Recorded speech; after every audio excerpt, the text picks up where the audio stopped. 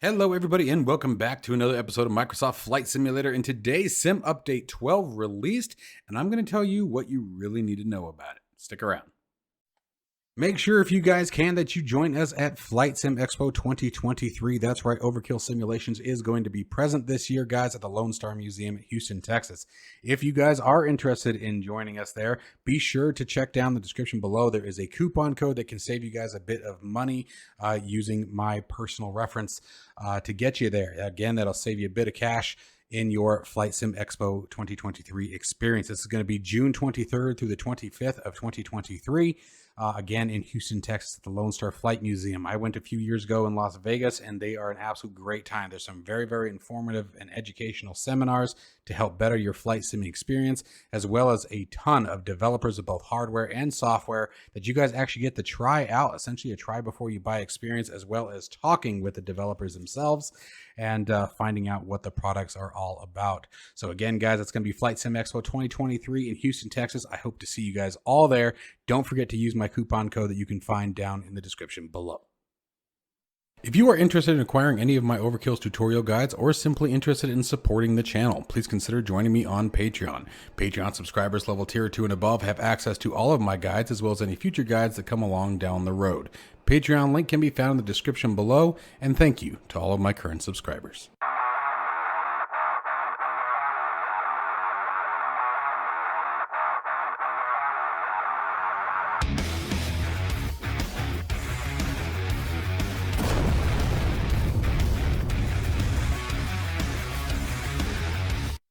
All right, guys, so as always with any sim update, I'm going to give you guys the highlights of the release notes. As you guys may or may not be aware, I have been running Sim Update 12 beta for quite a while, so I've already experienced some of the issues that you may experience and got some tips and tricks for you guys, as well as we're going to go through the highlights of the release notes. I'm not going to go through everything on the release notes, obviously. They are there for you guys to read if you choose, but I am going to point to some certain sections that might be interesting to you guys.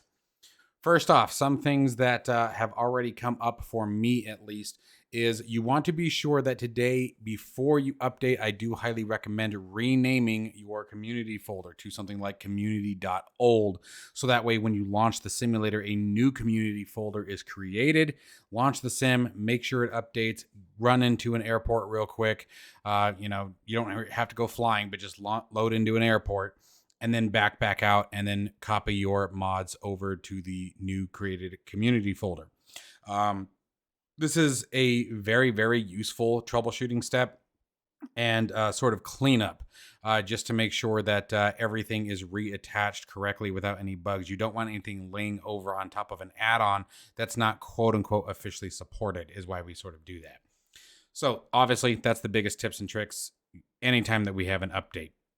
Now let's talk about some new features that have gone on with some Update 12 that you guys are going to experience today for the first time. So first off, the check for updates phase has been reduced, meaning that it will no longer take quite as long for the sim to boot from the time that you hit the launch button to the time that you are at the primary menu ready to navigate. What I have seen, and again, my system specs, as always, are down in the description below if you guys are interested. But I have seen approximately a 40-second reduction in load time for Microsoft Flight Simulator. Definitely a welcomed reduction, given the fact that it used to be anywhere from 2 to almost 3 minutes, depending on the number of add-ons. That is something else to take into consideration when you ask yourself, wow, is this really making a difference? Is the number of add-ons and the complexity of those add-ons are going to be taken into consideration when you consider your load time. So again, a great way to test this, guys, is to disable your add-ons, launch the simulator, don't do the update, time it, close the sim back down, and rinse and repeat doing the update or following the update.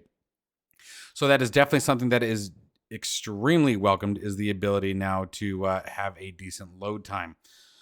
Several crashes have been fixed across the title. There's quite a few. Purchase bugs that have existed in the Microsoft Marketplace has been adjusted, and hopefully it has resolved that particular issue. The set departure, arrival, and zoom details are now appearing when the airport icon is clicked. Now, something I have not seen them address that I have personally been experiencing since being on Sim Update 12 beta, but I have not tried it in this particular version, is every time I select a new aircraft, no matter where I position it on the airport, whether it be a cold and dark parking spot on the ramp or the runway, I always start on the runway the first attempt. So for example, if I'm selecting Tucson, Arizona here, I pick a parking spot so I can start the aircraft from a cold and dark state on the ramp. I hit fly. It always launches me the first time in any new aircraft. It launches me on the runway hot and ready. I have to back out, go back to the parking spot, select it again, and then all of a sudden it loads just fine. It's always on the initial load of a new aircraft. It does it to me every single time without fail. I have not tested to see if that has been resolved yet, but if you guys do experience that, I will tell you, hands down, that is definitely a result of Sim Update 12. It's annoying. It's not game breaking, but it's definitely annoying because you have to go back to the main menu and reset everything. Select everything again. Like I said, for some reason it works the second time around, so I'm not quite sure what that's about. A couple of other various improvements around localization improvements, some bug fixes that were revolved around buildings have been resolved that were causing crashes, and then they fixed a game freeze during the boot up, so that is obviously a very nice thing. Navigation, there's been a bunch of changes to live traffic. It seems like live traffic should be working significantly better now. It sounds like live traffic was a major focal point to Sim Update 12, which is kind of cool. Planes stopping on the taxiways, holding up traffic, not following departure paths, not appearing correctly, same nameplates not displaying correctly. It sounds like all of those issues have been resolved. Planes sometimes showing and spawning at incorrect locations has been resolved. So a major improvement to live traffic, which is definitely a welcomed addition. I kind of wonder how much it's really worth it to push forward with the continued live traffic in the default database, simply because you have so many live traffic add-ons now that are really taking, quote unquote, to the skies, if you will. Boom, boom, psh, I'm here all week. That are really changing the live traffic. You have the FS traffic, you have FSTL from the Flybywire team. What's the other one? AIG, although I don't hear much from AIG anymore. I don't use it anymore. I do get asked, by the way, even though I have Just Flight's FS traffic, I still actually find FSTL to be a bit better. But I think that's really going to come down to preferences, guys. I can't call one out versus the other. I think they're both, honestly, they've done a great job. Obviously, one's freeware, one's payware. So it's going to be that balance, right? I do think FS traffic probably does a little bit more on the back end. I do think it's a bit more FPS friendly. But one of the things that I hate doing, that's why I don't do a lot of FPS videos, is my computer is no slug. Running a 4080, and even with my AMD 3900X being a little bit on the older side, it's still plenty powerful and pushes the sim without much issue. That's why I don't really talk about FPS very often. I feel like that's an unfair comparison. Even with the 4080, that's a $1,200, $1,300 video card, depending on the time of year and where you're getting it from. And that's why, like, if I ever got a 4090, I would never even bother. I think that's just an unfair comparison. Most people can't push the 4090 or afford it in today's market. So that's why I don't talk about that, guys. I do get asked quite a bit which one I think is FPS related. I don't notice enough of a difference because I don't think my hardware notices much of a difference. So it's an unfair assessment for me to call that out for you guys, and that's why I don't mention that. Anyway, getting back to the update.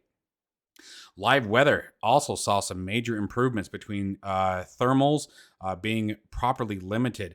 One of those things that I mean by that is, for example, thermals generated by mountains causing turbulence at extremely high altitude. You'll be up 35, 36,000 feet. You've got mountains down at 5,000 feet generating immense turbulence when you fly over them, which is obviously unrealistic with that kind of altitude difference. That has been fixed. Turbulence should stop at appropriate altitudes according to the latest update. Cloud popping, obviously a very huge immersion breaker. It gets extremely annoying when you're flying along, all of a sudden, boom, you've got this giant cloud system in front of you. Live weather the live weather update, I should say, has been adjusted to basically update the weather further out beyond the aircraft to where it does not pop like that. And you're going to see a much more smoother, much more accurate transition. Another thing with live weather is incorrect MEDAR information. MEDAR information has been adjusted and is now using a server time versus local time to make sure that we are getting accurate information. So that should help quite a bit if you're doing something like if you're using other reporting systems and you're finding discrepancies between, for example, typically I used to go to Google a lot and just Google KTUS, Tucson International Airport, MEDAR, and I would see severe discrepancies, and that's probably why. So we should see not only see better live weather injection all around between thermals and clouds and overall weather, barometric pressure, no more rapid changes in barometric pressure based on those live weather updates. Jumping from anywhere from 299 or 8 to all the way up to 3015 in a second. That kind of stuff should stop now, which is very nice. So you're going to have, again, better weather information, better weather injection, and therefore a better visual and performance experience across live weather. So that's nice to see. So better live traffic, better live weather, faster load times. This is looking pretty good. Okay, as there's been a bunch of changes to new activities. There's a bunch of aircraft adjustments. I'm not going to go through the aircraft adjustments other than to highlight a few. Now, Garmin G3000, 5000, there's been a bunch of fixes and bunch of reworks as far as text overlapping other text on the PFD and MFD inset maps, causing them to be hard to read and navigate with. And then a couple of other rendering issues that were in existence with those particular Garmin suites. Now, there's a bunch of different other information that has also been added. Garmin G3000, 5000, 1000 NXI. The nav source will now by default be the FMS if from the second either start a flight or in the event that for whatever reason mid-flight the Garmin systems are power cycled. The FMS will resume as the default. VNav no longer tries to capture the descent altitude constraints during the climb phase. That is something that I have seen. So we obviously all know that there are certain altitude constraints. However, those can be different on the climb versus the descent, obviously to maintain aircraft separation. Now, what was happening is while you were climbing, the VNav was restricting itself based on the descent or arrival restrictions instead of the departure restrictions. And so that has been adjusted. That should no longer be an issue, which is great. There was a couple other things with the Garmin suites that I do recommend that you guys, again, check out in case that you were running into other issues. Again, there were a lot of fixes. The direct-to navigation has been adjusted to work more accurately, and a bunch of changes to make the overall readability and usability closer to the real-world performance. Moving on to aircraft. Helicopters have seen a pretty good engine and power adjustment in regards to, again, being more realistic to the real world output of said aircraft, as well as the governing and trimming of the aircraft being much more smoothed out to basically make more sense. Okay, A310 saw a massive update. The Bell 407 engine performance increased to match more closely to real-world behavior, and a bunch of other changes, again, bringing the aircraft far more realistic to what we'd expect to see in the real world. Auto trim and force trim switches, however, have been removed. So we're going to have to fly it the old-fashioned way according to how the aircraft was actually designed, so it's no longer operating under the default control scheme for the helicopters. VR support adjustments to the Bell 407. Full VR support has been added to that aircraft. The Bell 407 in VR, in case you guys didn't know, used to behave quite oddly. You'd see all kinds of artifacts and some other goofy behavior that would happen when trying to operate that aircraft under VR. The Cessna Citation Longitude, the CJ4, and the TBM 930 all received some pretty significant updates. Some of those ranging anything from as small as door animation fixes all the way up to, for example, the Cessna Citation Longitude. One of the big things that I do want to point out about it is the auto throttle no longer requires the gear and flaps to be retracted in order to activate. So now you should be able to push the power forward, get your 40% stability, make sure engines are stable and you're clear for takeoff, and then activate the auto throttle while on the runway as we normally would, much like you would do in the larger jets. So that one, I definitely wanted to make sure to point that out in the aspect of it was something that came up quite often. People would ask, why is the auto throttle not engaging? Well, it's because your gear and flaps were down, and for whatever reason, that was preventing that, which is obviously inaccurate, and they fixed it. Let's see here. I think that was it for the aircraft that I wanted to point out specifically, but now many of the aircraft, ranging from the Goose to the DC-3 to the Hercules to the Dark Star, all received some updates. So if those are aircraft that are spiking you guys' interest, make sure that you read through the change log very thoroughly so you can see. Various airport fixes around the world and world update fixes have also been added. There's been a bunch to almost every single world update that has gone out, guys. As you guys can see here, scrolling through the screens, there's just a ton of fixes all over the place. So it definitely seems like the terrain and scenery in these world updates is definitely being addressed, which is nice to see. Now that is going to bring us to a close as far as talking about the patch notes. As far as performance, guys, I've actually noticed a pretty good performance in Sim Update 12. I've noticed a slight increase.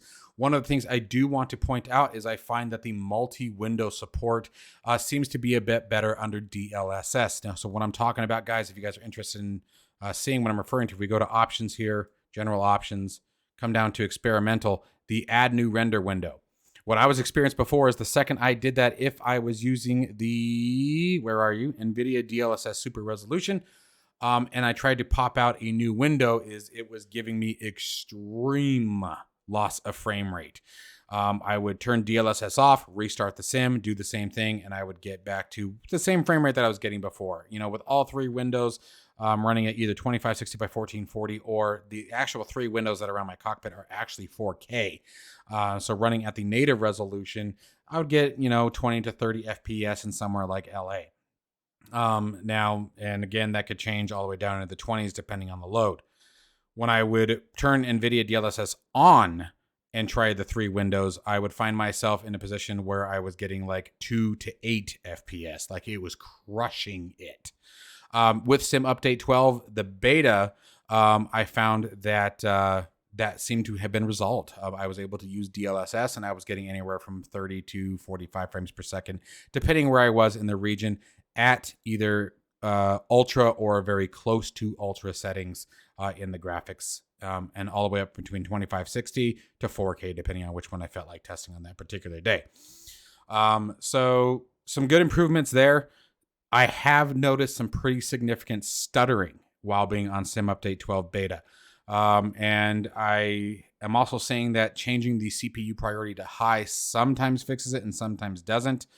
FS2020ers, guys, his channel has done a very good job about doing a shader cache reset. I do still advise some caution on that, because if you delete the wrong shader wrong shader cache for the wrong sim, you can find yourself having to recreate those. Now, it's not the end of the world if that happens. When you relaunch that sim, if it was, and the reason why I say the sim is because they're not always specified. Actually, they're very rarely specified as to what sim it is. They're normally in sort of a registry key format, which is a bunch of X's and numbers and O's and etc. So they can be hard to discern or ascertain what sim is what. But he's done a very, very good job. Make sure you guys check out his channel for that particular video. I'm not going to show it on my channel. I want to make sure that he gets credit for his work. But it did seem to help quite a bit. But I have noticed over the last few days that stuttering has returned. So I don't know that that's unfortunately a permanent fix. We'll see what happens with Sim Update 12 stable now that it's actually released. Let me know what you guys are experiencing down in the comments below, as always. I hope you guys like these little synopsis that we do of the update notes, and I hope you guys have a great time with Sim Update 12 beta, or Sim Update 12 stable, excuse me, not beta. I'm staying on beta, so you don't have to. And again, let me know what you guys' experiences are. Stay safe and healthy, and I'll see you in the next one.